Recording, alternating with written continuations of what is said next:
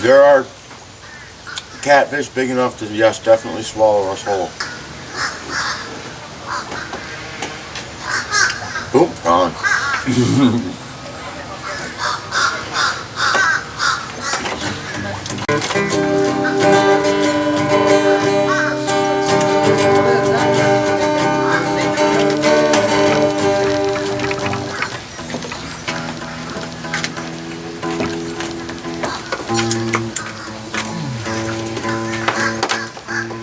That one needs to be tuned a lot. Like I said, it's been beaten up. Neck's warped. Intonation sucks. But she still plays.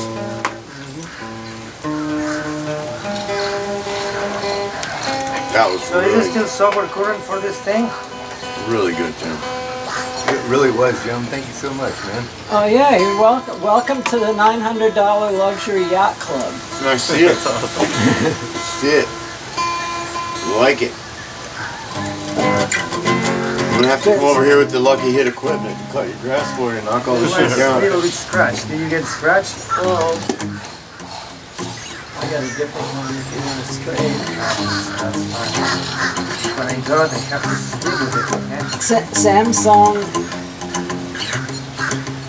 took down the app for it, for the phone, which was supposed to be really awesome because you could do all the editing like he does on his phone. You can be side-loaded somewhere. There's a program you can download from Samsung on the laptop that'll do the stitching. And then you can take it into Premiere to edit it. This one, did you test this one? And in exchange for that, you have to install the program on the kid's computer. You can maybe remote in and do that. I can run mine panoramic. Which program is they're- this computer? The program that stitches for these. Stitches the edges so it doesn't look like it's bleeding Yeah, around the instead corner. of two circles, it'll actually make it, merge it into It one. turns it into like the You see panoramic. if this crashes with that, fuck the signal? I'll trade you for a different one. Oh, I know. No, I'm just actually Take this one when you're done. swap cards. Yeah. Okay. Do that right now. Swap trays. Swap the tray.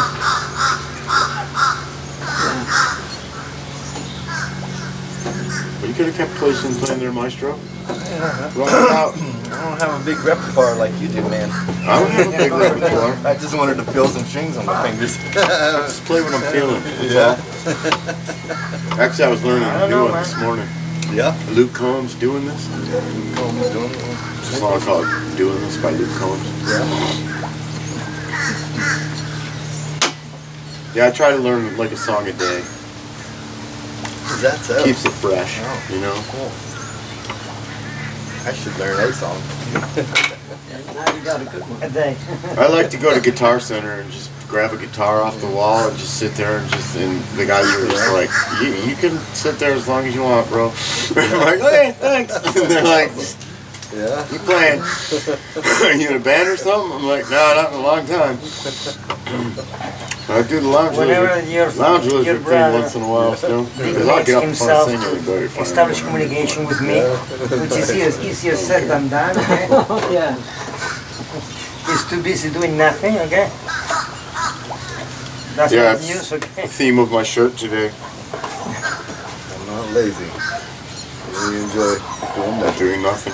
It's a good shirt. Yeah, well, it's not ever true in my case, is it? I was gonna say I haven't seen that. It's in your like case the yet. antithesis of like the opposite. It's opposite day. I'm wearing the shirt. Alright. I woke up this morning You're like doing a going, you good know what? job I ain't today." putting a wrench on anything. I ain't doing nothing. I ended up spending That was the 3 first hours thing you working did. on that freaking motor with Mark. But like you said, he handed me a little pile of cash, so I was like, all right, cool, thanks, bro.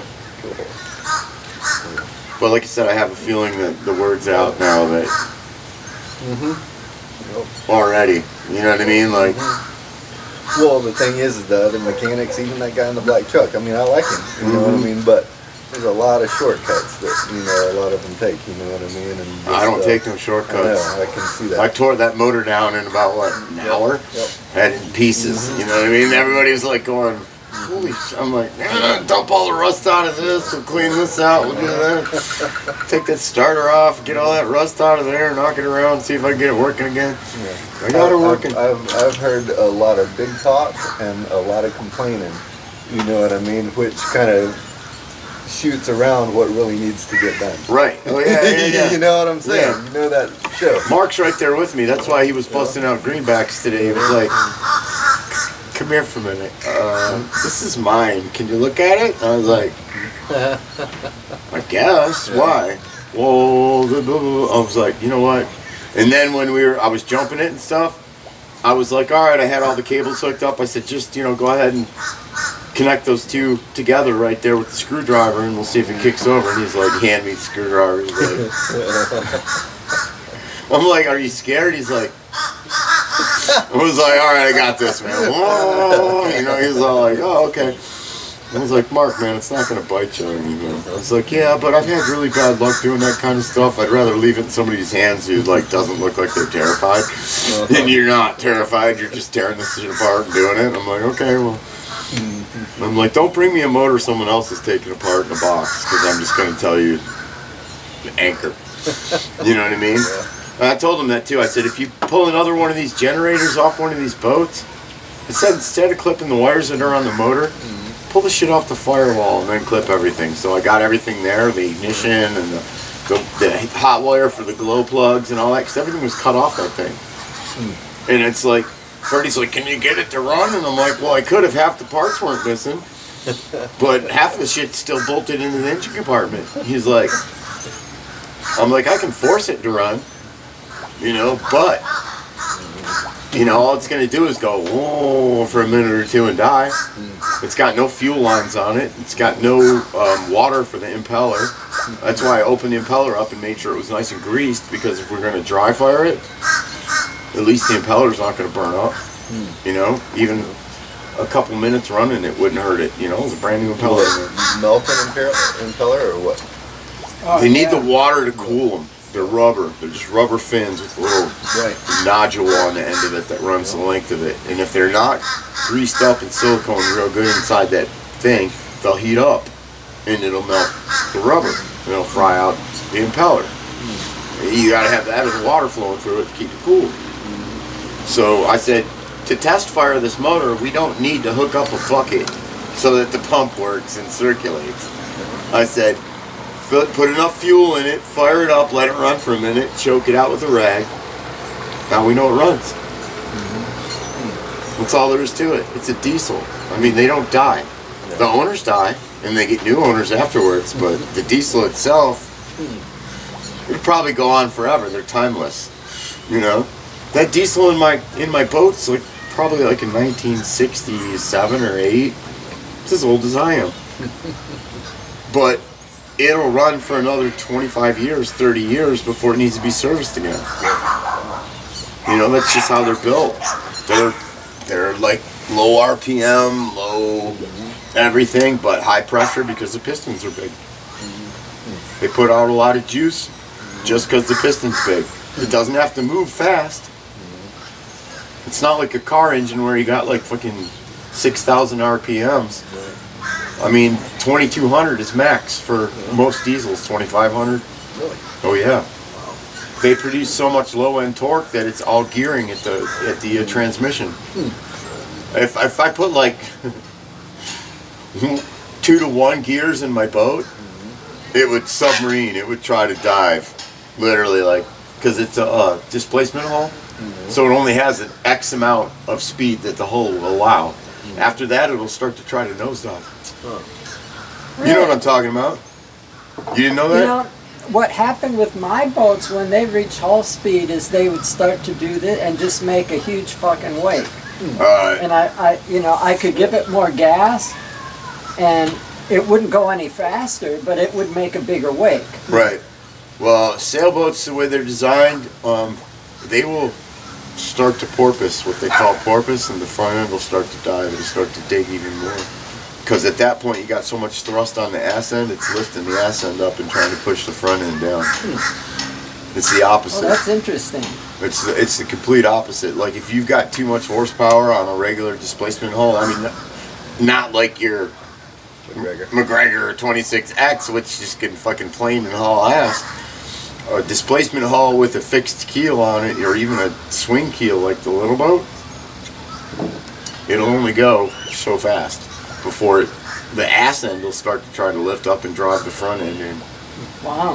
I've done That's it. I've made that. disturbing. I've made that mistake before. Like I had like this little 17 Venture, and all I had was a 9.9, the Johnson 9.9, and I put it on there as my motor. And one day I figured I'd throttle that bitch up and see how fast it would push that little boat. Right up to the point where it was planing, like literally planing and zipping along good. Give it that little extra bit of throttle, that ass end came up, and that front end started to try to dive under the water, and I was like, On a 9.9. yeah. Wow. Well, it was So only a it can't 17-foot move Venture. fast It only at all. weighed like 900 pounds. It was a tiny little. It did barely even had a cabin, like the little, like the little Venture cuddy cabin that they had in it. Basically, your sailbags would fit in there, and if you were desperate to sleep somewhere, Yeah, your feet are in the companionway. yeah, basically. literally. Like if you're like my height, Yeah. you're all the way head at the top of the V berth, and your feet sticking out the damn fucking companionway. Yeah, like it's a tiny boat, but they're cool little boats. But I just put too much motor on it, and one day I decided like see how far it would go, how fast it would go, and that ass end started lifting up, and that nose started diving. I was like, That's max. that might not be a good idea, because I mean it was really digging, and I was like, ooh, yeah. So I asked my dad about it. My dad laughing because my dad's been sailing all his life. He's like, yeah, he explained me the physics and everything. And I was like, okay. And Don't do I, that again. well, no, I've seen it on other boats too. I a friend of mine's like, yeah, I got this. Like, I think it was a Hunter. Was it a 27? It was a 27 Hunter. I think he had. Oh, Newport, 27 Newport. And he was like, yeah, well, I got this bigger motor I'm going to throw on it, and blah, blah, blah, blah. And a 15 for that would have been great. But all he had was a 25 long shaft, and he put this 25 long shaft on it. And we were cruising down by Indian Harbor Beach one day on his boat, and he throttled it up, and that front end started going down. I was like, you better back off. He's like, what the hell's happening? I'm like, the ass end's coming up from all the thrust. It shifts the center of balance on it. It pushes so hard that the center of balance changes. Normally it's right underneath the middle of your keel. Makes sense. So you got just as much water moving on each side of the boat. Basically, you're cutting it with the front, but it's pushing it out and around it. But when you got so much thrust that ass end starts coming up, well, it teeter-totters and it starts trying to Right. submarine itself, I'm like, yeah, like you might want to put a little mark on your throttle there and not go past it. But he ended up getting a different motor for it. He got like a 7.5 something like that, and it pushed it great. It was like, that's all you need, man. You need like 4 or 5 knots of good push for steerage. I said that way, if you're going in and out of an inlet, you're gonna have to figure out a good time of day. If you want to go out, you're gonna want to go out on an outgoing tide, coming in, ingoing tide. I said if you're gonna fight going offshore against an incoming tide, the average tide speed's like 3 knots. So if you're only getting 6, that means you're going to be crawling at 3, trying to get out. And if there's waves and stuff, and it cavitates at all, and the motor comes out, then you're going to get maybe 1 or 2, and then you're going to lose steerage, and you're going to end up in those rocks over there on the jetty. So you got to really be aware of your surroundings on what you're doing going in and out, like to get in and out. Port Canaveral's not too bad, but like Hillsborough Inlet, Sebastian, places like that are absolutely harrowing. Oh yeah, Sebastian Inlet is just nuts. Yeah, Harrowing. Don't go there. Yeah. On a sailboat Every especially. year there's 1 or 2 boats on the beach Just- just outside the Yeah, inlet. I Yeah, they believe it. didn't make it. Hollover. That's another. All over too. Yeah. Boynton Beach is Boynton worse Beach. than Hollover. Yeah, it's this narrow thing with these tall concrete walls on each side, and the tide just flies through them. Coming into Jupiter or to Cuesta through the Loxahatchee River, same way. Fort Pierce, Yep. you could tie a rope to a piling and water ski in one place in Fort Pierce. When the tide When was the tide's ripping, Wow, it's that bad, huh? 8 to 10 knots sometimes. And if you only got a maximum speed of 6 or 7 knots, you're going backwards the whole time. Yeah. You may The still car retain would go steerage, backwards. but you're going still backwards. going backwards. I've seen power boats with like 150s, twin 150s on the back, struggling to get out because the waves are popping them and it's slowing their forward momentum down, and they're going sideways toward the rocks and they're freaking out. Their boat's taking water over the freaking bow. You hear people screaming, "Ah, you know, we're gonna make it." And then they finally get out, and all of them need a drawer change at that point. Everybody's checking their underwear. You know what I mean? It's like that's when they all go overboard real quick, and you know, the ocean bidet. You know, it's like, oh my God, man. I've seen some crazy shit, man. And the worst place is Fleming Cut down in Key West, between the Gulf of Mexico and the Atlantic. I've never seen that, but now that you mention it, I'll try and remember to stay away from Holy that. shit. Oh my God. I had a skiff, a 16-foot all-weld skiff with a 40 horsepower motor on it. That thing would scoot up and plane and do about 38, 39 miles an hour. And I would have to go through Fleming Cut sometimes, and I would get a mile running start. Oh, I'd be full throttle and hauling ass and hit that current and just literally just watch my boat go. And now I'm passing the bridge pilings like this at full throttle. And then that current lets you go and you go whoop, and you're right back up on plane again and hauling ass, and you're like, holy shit, you know, like, glad I'm on a light boat with a lot of horsepower, you know what I mean? Like, oh, yeah, like, I'd be hauling ass too. I'd hit it like doing 35 miles an hour, and it would slow me down to like 5. That makes me want to put a couple more engines on the back of my boat. I'll tell you what, man. Some of the videos that Trevor and them had uploaded was them fighting currents in Georgia. And Oh, yeah, they were hardly Cape moving. Fear, I think, was one of their worst ones. Yeah, they were having an issue because that boat was only getting pushed like 5 or 6 knots and tops, and that was when he was pushing that 15. Right. They were averaging like 4 knots in this one section when they were coming through Georgia, and the current came around where they had to come in from a river in Georgia. I can't remember the name of it. I know it, but they came in and they had to get back in the ditch, the ICW. And where those two meet, the currents are really wicked there, and they were having a really rough time. They finally made it. It's like a 3-mile stretch that you got to fight. There's places like all down through the Keys like that too, like at certain times of the day. And believe it or not, even in Biscayne Bay, like where it's kind of protected from the islands being there, there's a couple places there, like by Jewfish Creek and all that shit. That current will screw your day up if you're not ready for it.